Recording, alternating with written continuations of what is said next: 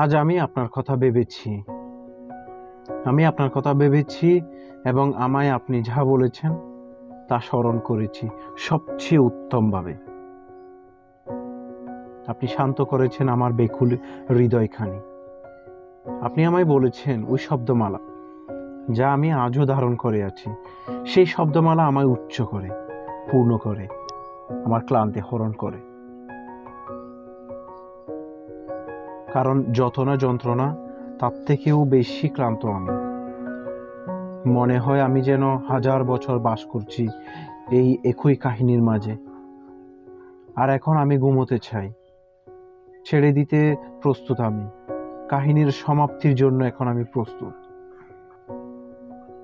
আপনার সান্নিধ্যের প্রশান্তির জন্য আমি প্রস্তুত। আর আপনার কণ্ঠের আওয়াজ আমায় বলেছেন তোমার কাজ শেষ হয়েছে, তুমি সফল হয়েছ, তুমি তোমার আরাধ্য উপনীত হয়েছ।